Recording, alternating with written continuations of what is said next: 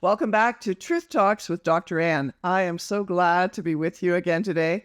And I always say this, but I have a really fabulous guest. Well, I have a really fabulous guest, and she is a personal friend, and you're going to really enjoy this. Parents, if you have any questions about schooling, education, public education, Christian education, private schools, this is going to be the show for you.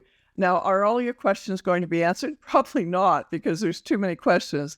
But we're going to talk with Hannah, and she is going to lead us through her experience and what happened to her and why she now runs a private school. So let's welcome Hannah. Thank you, Dr. Ann. It's a real honor to be having this time with you. So I really thank you. And I don't particularly feel that special, but I am a mom who cares. And I guess looking back now, I do have a story that I'm happy to share. And if it were to encourage other moms and dads out there, I'm very happy to share it. So thank you. Thank you. It's an excellent story. And I've kind of been with you a little bit on this journey of the last few years that really has kind of been a God thing, and that really what you're seeing is an explosion of homeschooling, of private schooling across Canada. So this is really a time for parents to really, well, they're reconsidering education by and large. But your experience isn't typical. It's not just like you pulled your children out of school and, well, you can share that. Actually, you did pull your children out of school and decided to homeschool, and that didn't work well, did it? Yeah. No, that would have been Tell us about that. That would have been the easy way. Yeah. Sometimes I think easy would be great, but that's my bigger desire is to live a life of obedience. And one thing led to another. And it's probably good we don't know what's around the corner. We have today. So we had an interesting situation at our local Christian school, and it was thriving and doing really well and growing. And we were looking at expansion, and I was actually part of the expansion team. And so portables were added, and it was from the outside and from the inside, it looked extremely healthy. And then I suppose COVID came, and initially, like most of our society, we all banded together, and it was, so much was unknown, but there was a lot of unity and work. We're going to take care of each other. And then after, I don't know, was it 10, 12 months? I feel like when mandates in particular were being rolled out, and they were rolled out extremely quickly, and putting pressure on boards. And I believe that came from government and government agencies. And it had to be done so fast. So there was sort of a knee reaction, just quick, make a decision. And I don't think everyone just took the time, and especially believers, ask God and then proceed. So the rolling out of mandates really, I think, surfaced some dysfunction, and it brought to light a lot of things I wasn't happy with, and there was no way my children were going to stay under the leadership that I saw being exemplified at our local Christian school. And Wow. That was really hard, because I loved the school, and we'd been there for more than a decade. I have 4 children, and to top it off, my husband was very involved, both as a board member and as staff, actually. So that complicated everything. Wow. And it's almost like in leaving your family, or leaving a church, you have this network that you're very ingrained in. You're just part of this network, and all of a sudden, you see things that you cannot, you can't live with. Let's put it like that. And on behalf of your children, and so then you're faced with this dilemma: what do you do? And that's a really hard place to be. It's a really hard decision. I think lots of parents can resonate with that. What do you do? So, Hannah, let me ask you, um, And what was the next step? so initially, and my experience was I was a volunteer at a nonprofit charitable organization, and I'd actually just become chair. And so I was being faced with the forced mandates at the same time our school was. And I was told we have to demand option A and B. And I remember saying to my board at the time, saying, um, no one's saying we can't add C. So we can say A, B, or C. And C was kind of like and if you choose not to disclose or, you don't need to. Because option A was you disclose vaccine status. Option B was you tell them if you're not vaccinated. And then I just said, well, let's have option C too for those people who want to keep that private and personal. It's healthcare. It's medical. And that is we kept it private. So that was okay and accepted. And I didn't know why our school couldn't be a bit more creative. And so I didn't just bail because like you're saying, this is my community. I love these people. And so both my husband and I spent hours and hours meeting with parents, meeting with other staff, and then especially meeting with current board members. And it was a very new board. And so I don't blame them. I just think there was fear and a need to just accommodate whatever was being pushed on them by whether it was public health or government. And I just look back and go, I think they were a little bit naive and inexperienced. And then I would also say, and then there's just some really, like some people love to follow rules. And I'm a rule keeper. I love that. But people couldn't see following rules at what cost. So that's right. That's right. Began like staff were being let go. Staff that has been there more than 20 years. A woman just quietly resigned. And I might even say she was there 25 years. And that's like, what's going on? And there was no transparency anymore. Why did so-and-so leave? This woman loved our kids. And then another person's put on a forced leave with no explanation given. And as a school that touts, we partner with parents, but no explanations given. It felt very weird. First of all, this is not normal. This is not how this school operates. We need communication. And it was, lockdown time. So some won't meet in person. Zoom only goes so far. But when someone can mute the microphone on a whole crowd of parents, they're not being heard. And that's right. And very quickly, I would say heels were dug in and there was the dialogue stopped. So my husband and I persisted meeting with concerned parents, meeting with board members, meeting with staff. And I would say we did this for 6 weeks and tried every tool we knew how to use. And the last one was, would the board seek mediation?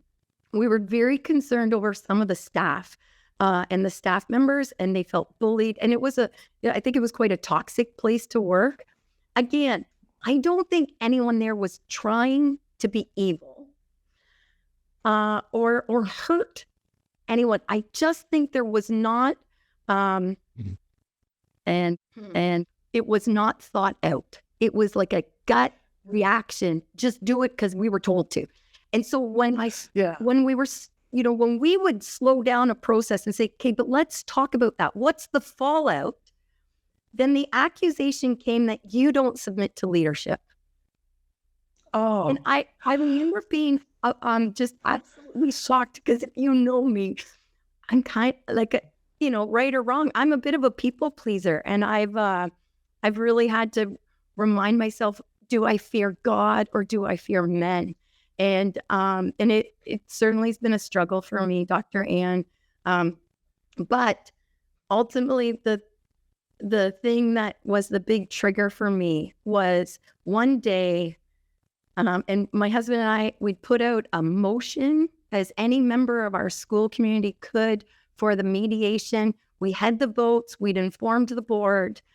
They were not legally allowed to move forward, and yet they did within a 24-hour period. And so my big thing would be that bylaws were not followed, and nothing to do with, vaccine or COVID. It really doesn't. It's that the bylaws were no longer being followed, and parents were no longer being listened to, and it was being controlled by a small group of people. Now I'm sure they thought, we're keeping this community safe. And I need to agree, but that would be what they would think. And they're not my enemy, and I have no ill will towards any of them. But I remember thinking in a short period of time, communication went out that our principal was fired with no cause given. And a stand-in principal was coming that day. I knew because my spouse works there that no staff had been informed. And it was it was just in a moment, everything changed. Oh, and the chair's resigning that fast. But they totally disregarded our motion. So it did, there's good governance, and that was being thrown out. And I just remember thinking that was very deceptive. We had just been talking this board numbers, and it felt deceptive and a lack of transparency. And I remember thinking, my kids are not sitting under this leadership. I will not have my kids sit under deception. That was the big one.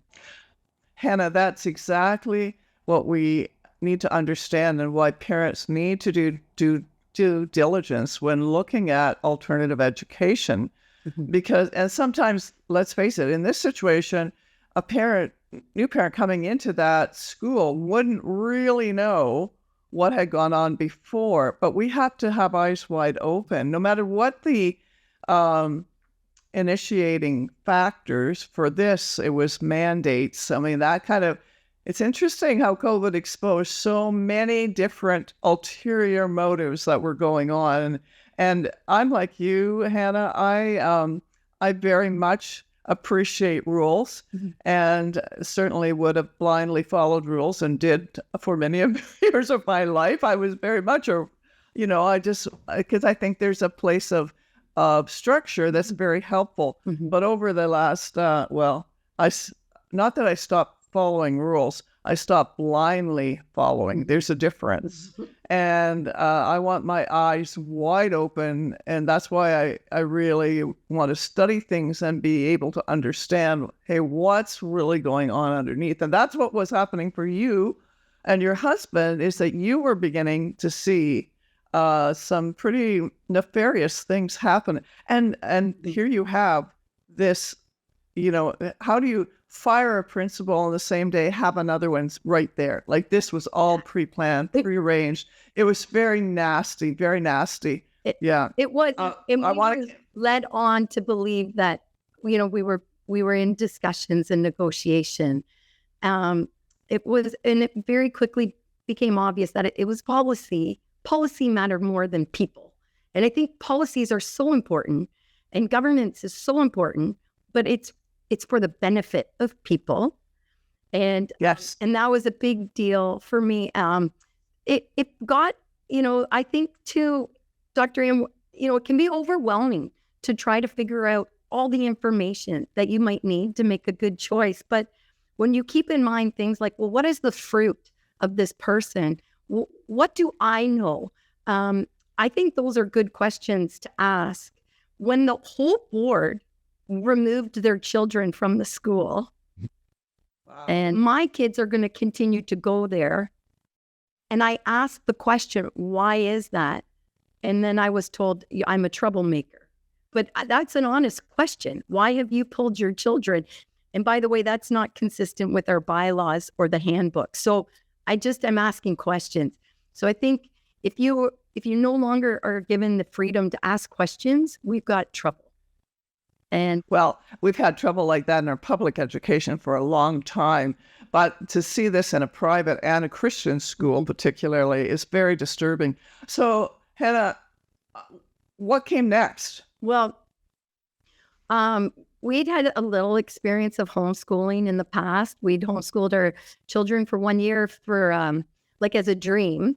And it was just a 1 year stint, and it was really positive. And I remember on this particular day when all the changes were happening, and it was a Friday. It was very traumatic. There's a few more factors that I'll keep to myself at the moment. But I picked my children up. I called the secretary and I just said, please pack all of their belongings. I knew, I can't even describe the feeling in my stomach. My feeling was they're not returning here. We're done. And I grieved. I was extremely sad, Yeah. but it wasn't a panicked, upset emotion. It was just this resolve. Like we did everything we could, but it's over, and I'm kind of free. I don't have to keep trying to be a bridge or mediate, and that's what I thought I was doing. I know there's other perspectives on that, but I did feel a sense of kind of peace in the grief. I shared with my children, and I had 3 at the time. The one had been there from JK to grade 8. I was pulling her out in grade 8. And I remember I'm a believer of being honest with my children. And I just said, kids, it's a big day. And I have something really hard to tell you. We will not be returning here. A line was drawn, and at this point, I don't see how we go back. So that's, you need to take a moment, let this sink in. It's very difficult. And my one daughter said, what do you mean? And I said, I mean, you will no longer be in that classroom. It's, I'm taking you home. And the tear just started to come down her face. And I said, you're being extremely brave, and you're free to cry. This is their community. And cry, be upset. You're entitled. I said, but I am going to share one thing. This will be the hardest moment because we don't know what's ahead. And that's what's hard. But we know God is good. And I believe we are making a really tough decision, but we're doing it because we want to follow Jesus. I want you to live with truth. Truth matters to me. Yes. So that was the start of a journey. We went into the weekend, and I was just resolved, I will homeschool my children. However, what happened was on Monday morning, I received several phone calls from other parents saying, I just heard you have withdrawn your children from the school. We made the same decision over the weekend. Could you help with homeschooling? Because we've never done that. And it didn't go well in lockdowns. And I don't want to do that. And I was like, oh, sure. My children came with some peers and friends. So if you were in the grade that my children were in, sure, come on over. So really, we had grades 4 and up. And your friends, and my children were excited. And so the first day, I had 7 children around my kitchen table. And by the end of the week, I had 12 children. And by the next week, I had 14 children. Oh, my goodness. Oh, my goodness. Yeah. So you're sitting around the table with these children. This would be good for your children, though. Well, I'm just thinking about, the fact that, they aren't alone in this. And here they didn't get to bring, the friends came to them because other parents had made the same decisions. Exactly. And so looking back, I thought we're all in it together as parents. And I do have a large home, so it seemed like the natural kind of home base. But what quickly ended up happening is moms and dads dropped their children off and then left and came back at 3:00. And I realized I'm it. And I don't have curriculum or material. I have a fun house, and I enjoy teaching my children lots. And they all had math books. So if nothing else, we were doing some math. But I felt quite overwhelmed. It was like a 1-room schoolhouse. And I'm not, this is not my background to be a teacher. I do have a master's degree. I love school. I love learning, but I am not a trained educator. Right. My husband is, but I would say he actually was in quite a dark, heavy place. Like his heart was broken. So it was Yes. a bit of tension actually with us. And he just looked at me and said, Hannah, you do not have to save every struggling family out there. And I said, well, I'm not. I am just saving the ones who have kids in our grades. And I don't know where this, Yeah. I don't know where this is going. But quickly our home was becoming quite a mess, and I was wearing out. So God brought people, and one is my mom. And Yes, I was going to ask you about your mom. Tell me a little bit about your mom. Like, she's not a young, she's not young. she's 79, but she has the energy of like a 20-year-old. So that she's in great health. But this, to be honest, motivated her. And she's passionate about our children. And she has high standards. And she was in there with her sleeves rolled up. And very quickly, we divided the group in two. She would have one group. I would have one group. We live on the same property, and we're able to share that. I have a neighbor across the road who also chipped in right away and said, I can help. Awesome. And so kids could walk across the road, and, kids were loving it. And just even outdoor play, the benefits of outdoor play, Yes. fresh air. And you know what? It's not always structured. My husband always says, let kids be, quote, bored. They'll figure it out. And it was awesome. It was, so it lasted for 7 weeks like this, going into the Christmas break. And it was better.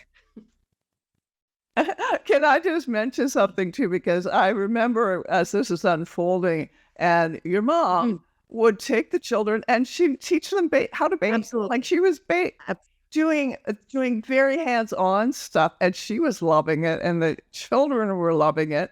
I mean, these are kind of life essentials which don't often get taught to our children, certainly in the public school, and very seldom in the Christian schools even.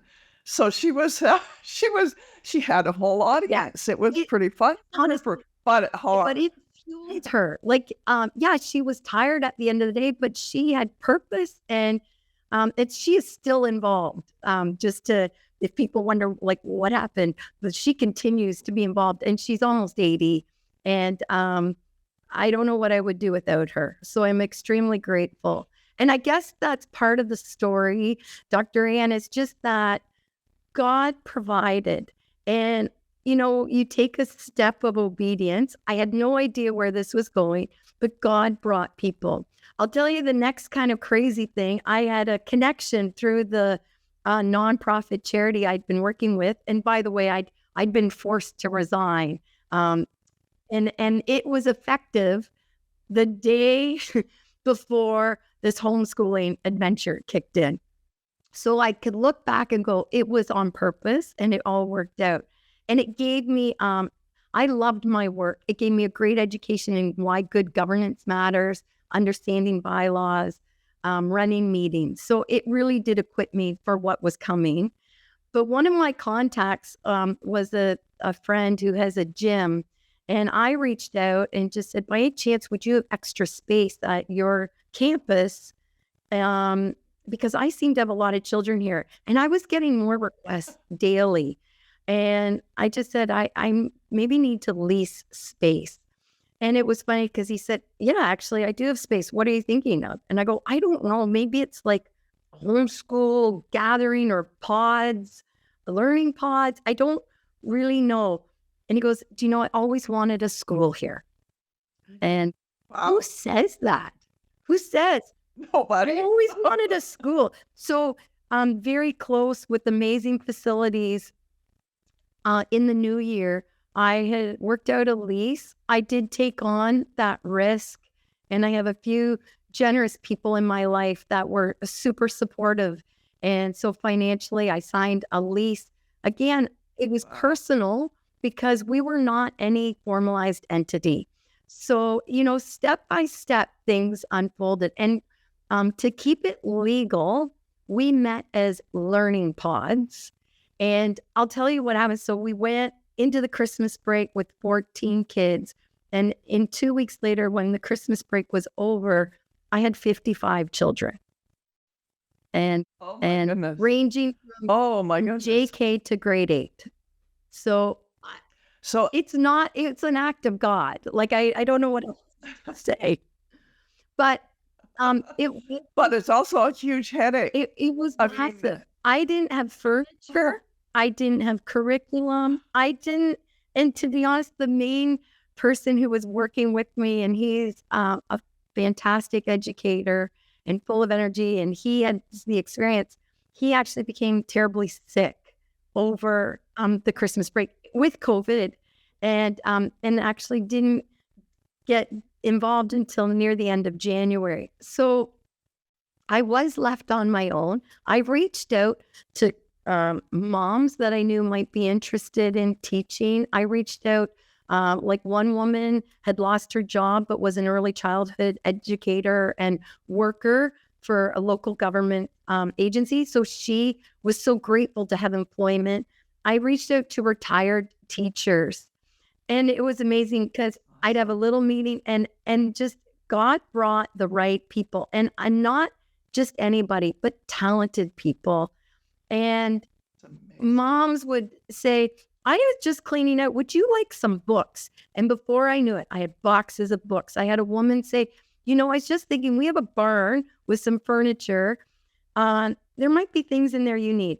I took some men with trucks, and there are folding tables, chairs. There was a photocopier, which you need in a school. And very quickly, my needs were supplied. I felt like I was getting to be a missionary that I've read about with these awesome faith stories. And somehow I'm living that in Ontario, Canada.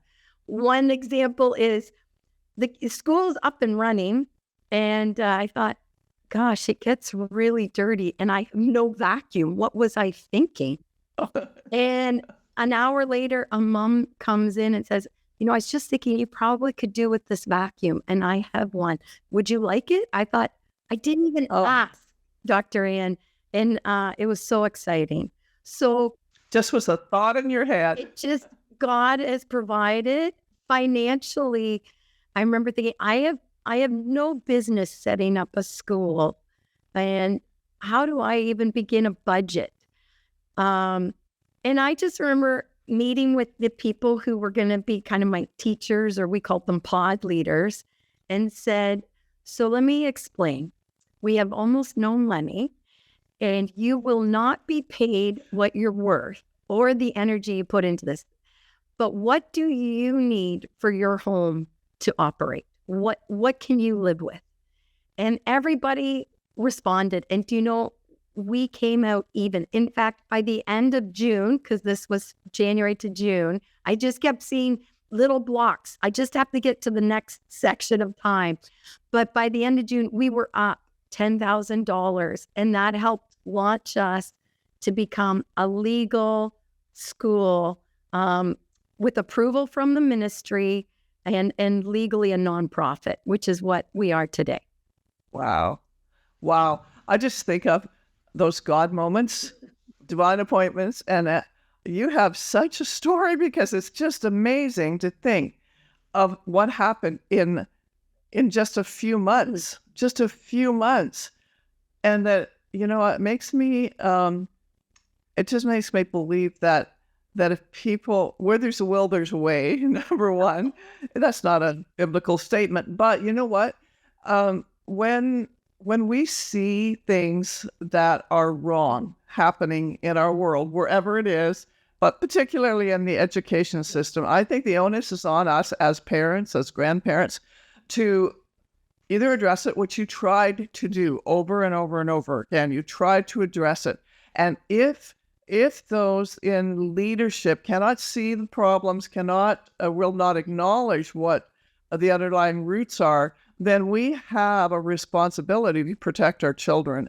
And parents have and need to have the final say that children need to be raised according to their views and values. And I think what you've done, Hannah, and your family, and now your husband is back on board, and he's an amazing man. I'm a little old, but I love him. He's an amazing man, and I just think, wow, I wish all of my children could have had a teacher like him, because he is, I don't know, just talking to him just makes me go, wow. So you've just been able, because you're willing. You know what? You were willing to do whatever Yeah. you needed to do on behalf of your children, and that's what parents need to understand. Well, that you have to do it. you do. And I remember distinctly having the thought, I don't get another chance. You get one chance to educate your children. And we did our best. And I do think parents almost yearly have to reevaluate the situation. Yeah. Teachers change, leadership at schools change. And I will say, my husband's been a public school teacher for a long time too. So we were familiar with public schools, private schools, independent schools, Christian schools, and homeschooling. Yeah. And I didn't appreciate what a gift that is, to kind of have some unique perspectives that way. But you can have a wonderful teacher in the public school system. But I will tell you, the pressures on that teacher are enormous.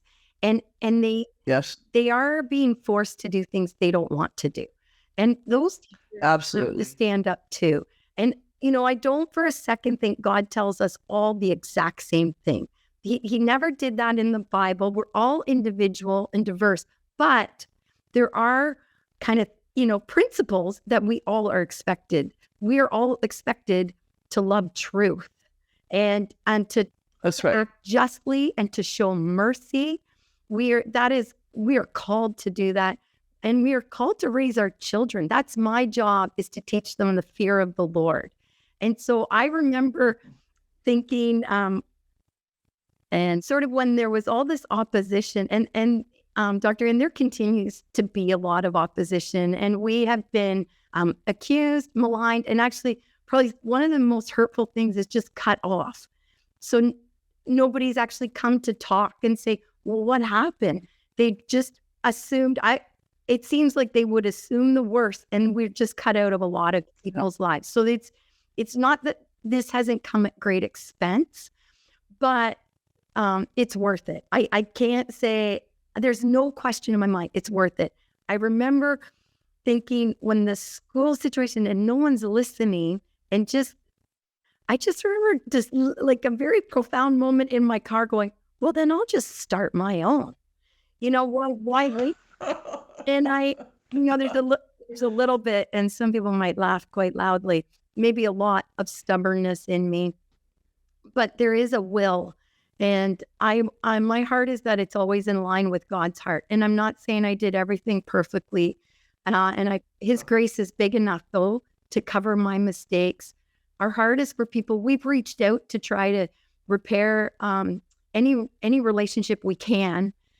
But I think the irony is, the local Christian school is still doing quite well. A number of new families, because they've come from the public system. But we now have 80 students this year. And I thought God, in a way, expanded that school in a moment. It happened. Yes. If we had done it the way, before COVID, the plan had been, like 5 years, 10 years. I thought God just does things much more efficiently. And he had a plan. And the other, I think, kind of attractive piece to what we're doing, Dr. Ann, is we do not call ourselves a Christian school. I was just going to ask about that, because I think that that's important for anyone watching to understand. Like, you're not trying to push something onto other families or children. This is not, a predominantly Christian school in the sense of name. Well, but so what are? Well, part of me goes, if people don't know we're Christians by the way we act, then we've messed up. We're not doing our job, and a name alone is not good enough. So That's right. Coming, I think, out of the situation we came out of, And also just the way even behavior was handled at the Christian school upset me. So if you're going to talk about verses of forgiveness, but then let different incidents happen in the playground or even among staff and not address, you know what, that's an offense and you need to confess it and we need forgiveness. And this is how we resolve things. We talk about it. That's action and the behavior matters. I'm so big on manners and like you said, the whole person. So if we can put baking into the school, we're going to put baking into the school. My heart is not, I never want to deceive a parent. So any prospective families, they're told up front that we teach from a Judeo-Christian foundation. All of our staff are believers. We're all from different denominations. We're not pushing one theology by any means. And we're upfront about, we begin the day with the national anthem and the Lord's Prayer, kind of the way public school did a few decades ago. So we say grace before a meal, but I do believe it is the job of the home, the mom and dad, to raise their children in the way they want. Everyone is welcome at our school, but we do teach, we believe in marriage. We are pro-life, but that doesn't mean every family that comes, it believes in those things, but they're okay that we do. So we're upfront about our bias and who we are. Awesome. But, we respect that the parents are going to teach what they want to teach. There's some things, it's not the school's place to teach that. My heart is that we are a safe place for children to thrive. And our heart is that whether they're academics or not, they know they've been given God-given skills and abilities, and we want to see those thrive. So it might not be in math. It might be in mechanics. It might be in art. And so those things really matter. We do have a strong emphasis on academics, but we have project-based learning, which we're really excited about. So in the end, Dr. Ann, we've been given this opportunity to create a school that kind of we've always wanted. And, it didn't come easily necessarily, but God is so good and faithful. And every season, more things are unfolding. I really don't know what's around the corner, but we continue to be blessed with families that are supporting us, encouraging us. We have wait lists for our classrooms. The trouble now is a lack of space. And my heart is also that it could be affordable to every family that wants an option to the public system. And that's pretty difficult in Ontario these days. That's very difficult. So we're going to wrap up here in a minute, Hannah. But what I wanted to ask, a couple things. I want to make an observation because my husband and I came down to visit your school a couple of weeks ago. And I had actually been there when you first started. And so then I got to see the transition, so after 2 years, not quite 2 years, where things are at now. But as we're walking and we're doing this tour, and I'm just amazed at just the whole expansion. Yeah. And then to hear you need more. But there was something that you discussed, I think maybe, I don't know who brought the subject up, but maybe it was your husband, that you recently did a field trip. And I think this should encourage every parent's heart. And so in Ontario, we have what's called a plowing match. It's kind of for farmers in the rural area, but it's just a wonderful opportunity. It's about 4 days long, and people can just get to explore a lot of things all about agriculture and farming. And you decided that the children from your school would go to this. So will you explain what you did? Because you only have limited amount of staff and you've got 80 children. How did you do it? So I think field trips are so important, and exposing children to whether it's the theater and arts or sporting events or science, but field trips are fantastic. So again, where there's a will, there's a way. But one of our one of our pillars at our school is empathy. And I don't know that that's really taught in schools. And we're even challenged. How do you teach empathy? But if we can, I don't need graduates who are necessarily all A+ students, but they need to be kind. And if they're not kind, I feel like we're falling short. So empathy is a goal, and we bring it into every activity we do. So how can we create empathy with the International Plowing Match? So the decision was made, and it takes a lot of time, extra time and planning, but the decision was made to put the students in groups from different grades. So a JK student is with a grade 4 student, is with a grade 7 student. And there were groups, there were like 3, maybe 4 children in a group. And we have parents who will volunteer. We have grandparents. And I'm trying to think, we had maybe 18 groups, 19 groups with various ages. And we mixed up boys and girls. It's not all boys. And we know these students, and we know some are a bit of a handful. So this group, maybe just 2 is enough. But generally, it was 3 or 4. And what happened was, and initially there was some pushback, even from staff and from parents, which was, well, the JK student's not going to want to go to the same activities and booths that the grade 7 student's going to want to go to. We said, we know. That's the point. Yes. And so that is so cool. At the point, it's not all about what they want. But what we saw was the grade 7 student going to a very kind of primary tent and working with the JK student going, oh, look, this is corn, and this is wheat, and this is flax. And they're teaching and caring for the younger student. And then the younger student goes to a venue where they're just having to listen and hear about things they maybe don't understand, but they're watching and learning.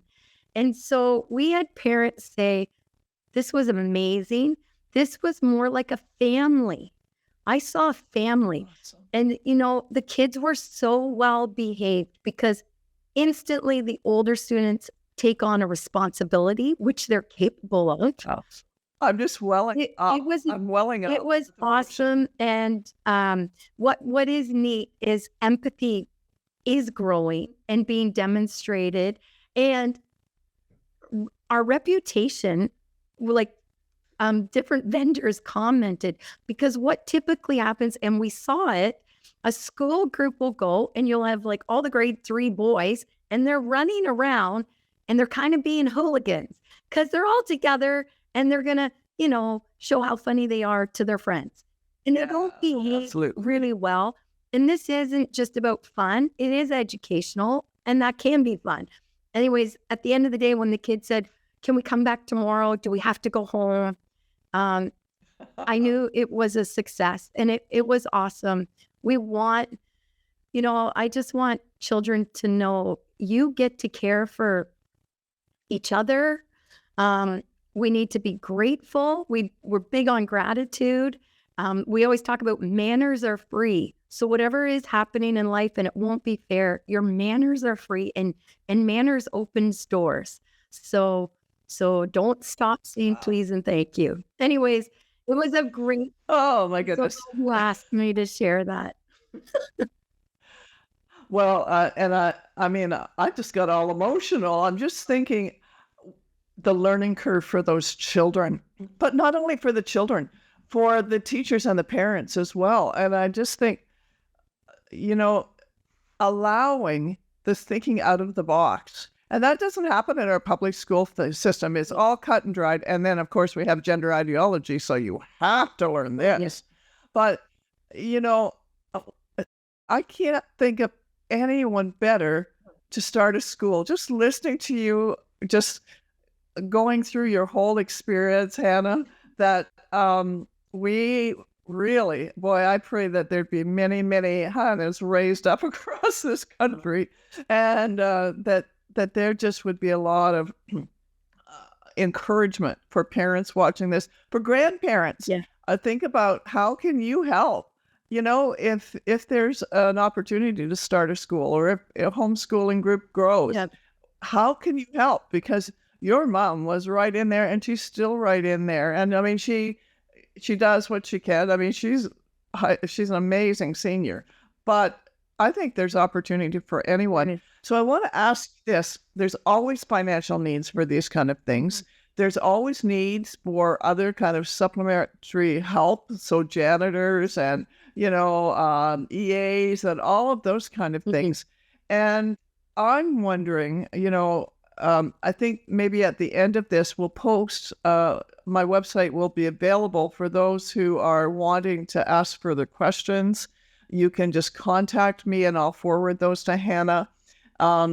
If you wish to donate, Mhm. then let me know and I'll forward that right on to Hannah. And because what we need to understand is these are not inexpensive No. um, ideas. They come with a cost, and Hannah's already said that personal cost, but then the other added cost. So I just really thank you so much for being on. I learned a lot, and I hope that those watching did as well. Any final comments, Hannah, before we close off Well, today? I could definitely come back because there's more, and there's the whole legal aspect that I could share another time Yes. for anyone who is thinking about what they could do. Because I want to honor our government and the legal system to the best of my ability, and taxes and year ends, and that's been a steep learning curve for me. But I suppose to end it, I I I'm just honored that God would see that as a mom, I have a role, and Amen.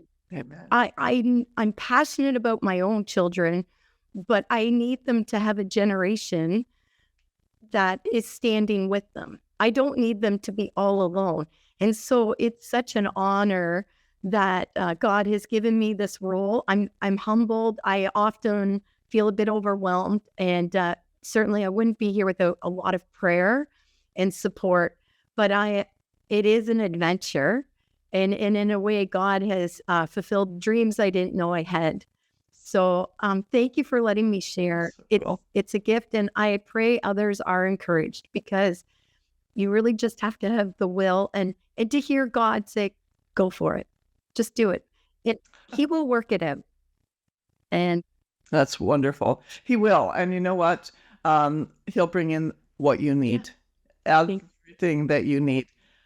Well, thank you so much. This has been a wonderful, wonderful time. We've probably gone on a little longer than I usually do, but I don't think that's going to be a problem. People will be very engaged. And so we'll see you. We'll see you again. We will have you back and to talk about the legalities. I think that's very important. Thanks for joining us today. Marianne, thank you. Blessings. Thank you for joining me today. I hope you enjoyed the discussion that I had with Hannah on, first of all, homeschooling, and then actually developing a whole school. So the pretty exciting journey. Of course, there's bumps along the way.